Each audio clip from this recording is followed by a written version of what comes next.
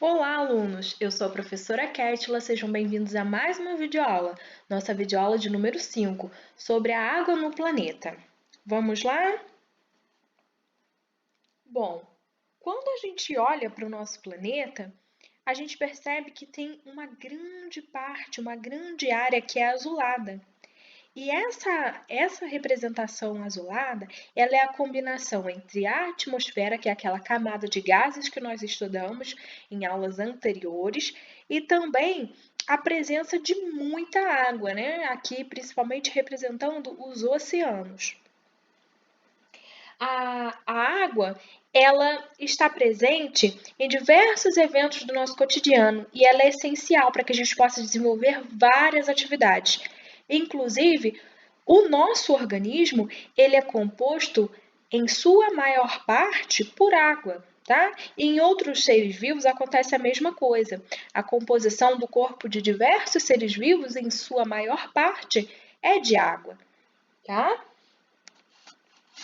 Então, por isso que a água, ela é tão estudada e ela é tão pesquisada e não pode ser desperdiçada. Então, o que você tem feito para evitar o desperdício de água? Você tem pensado nisso, na questão do desperdício de água potável? Nós vamos discutir mais à frente esse conceito aí de água potável e tudo mais. Mas como que nós podemos evitar o desperdício? Quando a gente escova os nossos dentes, né, não deixar a torneira aberta, quando a gente lava uma calçada, a gente tem que ter essa consciência do consumo e do desperdício desse bem tão precioso que é a água e tão vital. A gente sabe que sem a água nós não vamos sobreviver, né? Nem nosso planeta. Porque o nosso planeta, para que haja manutenção também da temperatura do nosso planeta, é necessário que haja água para ter uma regulação térmica, ou seja, para a temperatura do planeta ficar equilibrada, ficar certinha, tá? Então pensem aí sobre essa questão do desperdício de água. A superfície do nosso planeta, pessoal, ela é constituída de mais de 70% de água. E essa questão das pessoas acharem, porque é composto por mais de 70% de água, que a água do nosso planeta não vai acabar. Bom, isso aí está errado, porque a água ela até faz um ciclo na natureza, né? Ela é capaz de, esse recurso, ele é um recurso até renovável, né? Ele faz um ciclo, então a gente sempre tem água disponível. Mas a questão é ter disponível água potável, água que a gente possa consumir, né? Então, aqui eu coloquei um gráfico da distribuição de água no mundo. Como que é a distribuição de água no mundo? Então, olha, desses 70% de água, que é a maior parte do nosso planeta tão constituída por água e da superfície do nosso planeta. Então, olha, 97,5% de toda essa água que eu falei para vocês é uma água salgada, ou seja, uma água que tem grande quantidade de sais dissolvidos nela. Ou seja, não é só um sal, tá, pessoal? São vários tipos de sais diferentes que estão aí dissolvidos nessa água, por isso que ela recebe o nome de água salgada. Já a água doce, que é realmente a parte que está mais ligada ao nosso consumo, né? Essa água doce só temos 2,5% dela, tá? Agora, água doce, só para lembrar, né? Talvez para refrescar a memória de vocês, água doce não tem açúcar, tá, pessoal? Na verdade, ela é insípida, ela não tem nem sabor, tá? Ela não tem nem sabor, nem cor, nem cheiro. Então, essa água doce, ela está presente onde? Então, no nosso planeta, nos rios, nos lagos, nas geleiras, tá? Então, aqui mostrando para vocês em detalhes onde fica localizado essa água doce, é esse segundo gráfico aqui.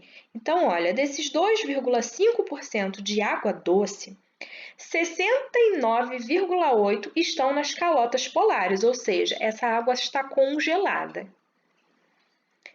Essa parte aqui em verde, que representa 29%, são de águas subterrâneas, que ficam nos lençóis freáticos, debaixo aí do solo, né? 0,3% é a água que está presente em rios e lagos. E 0,9% outros, vapor de água, enfim, tá? Então, percebam, esse recurso, ele é bem pequeno, se a gente for comparar. Então, portanto, pode haver, sim, essa questão de a água acabar, a água potável, tá? A água própria para consumo aí humano, nosso consumo, tá? A água, esse pouco aí de água que a gente tem, ele ainda por cima está ameaçado. E as reservas de água do mundo, elas podem diminuir até 40% até o ano de 2030. Mas por que isso pode acontecer? Como assim? Como que essas reservas de águas podem diminuir em 40% até 2030? Olha, entre os motivos estão aí o aumento da população mundial, porque a população mundial ela triplicou nos últimos 50 anos, e o consumo de água ele aumentou até 6 vezes mais. Então, como a população cresce, vai crescer também a agricultura, ou seja, vai ter que plantar mais para ter mais alimento para mais pessoas. A irrigação dessa agricultura, ela vai depender dessa água potável. Então, vai se utilizar mais quantidade de água para irrigar. As indústrias vão ter que produzir mais e vão ser necessários mais e mais litros de água. A produção de energia elétrica em hidrelétricas, por exemplo, vai precisar de represar mais água, tá? Então, todas essas atividades no qual o uso da água está associado, isso aí pode causar uma diminuição dessa quantidade de água, tá, pessoal? Então, olha, metade dos mananciais do planeta Terra, esses mananciais, eles estão ameaçados pela poluição, porque a gente vê aí que tem vários rios, vários lugares super poluídos, e aí essa água já vai se tornar imprópria para consumo, o assoreamento dos rios.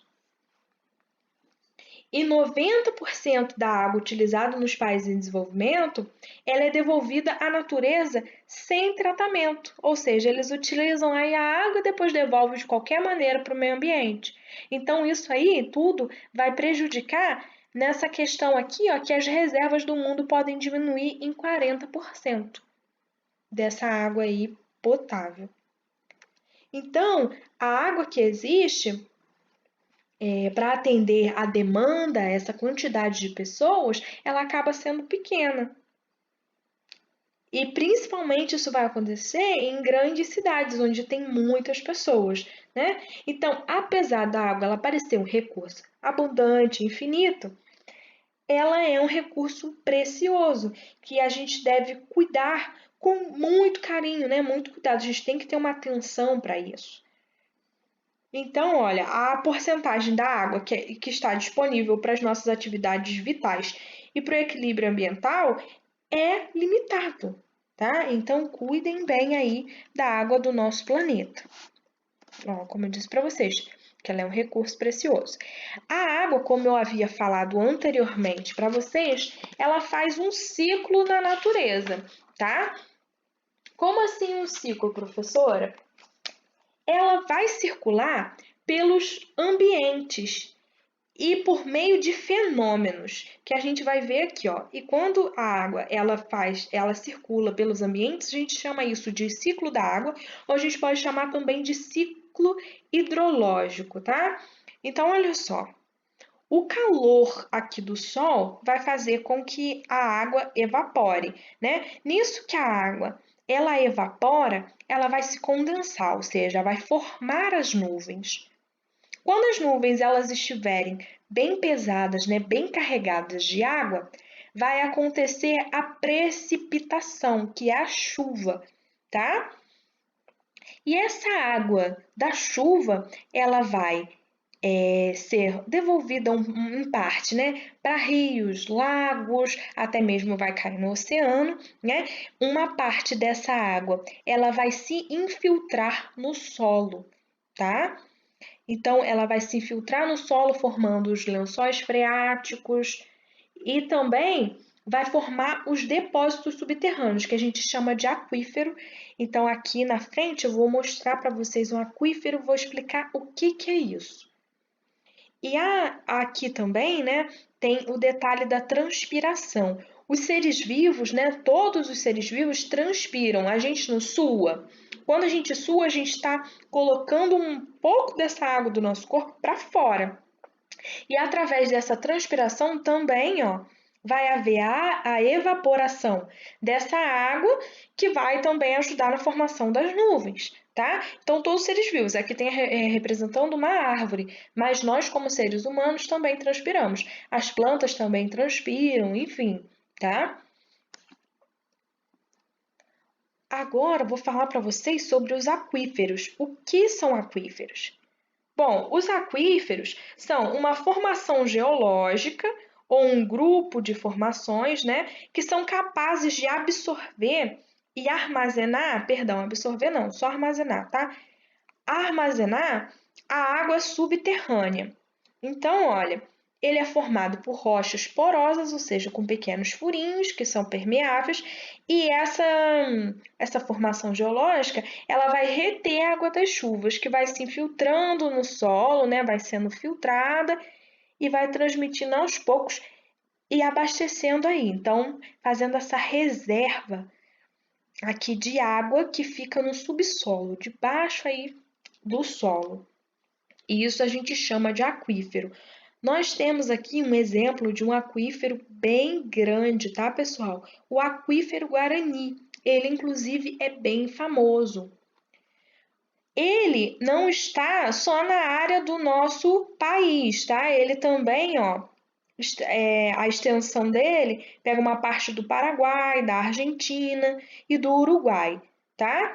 Então, a área dele vai equivaler a 4 vezes a área do Rio Grande do Sul.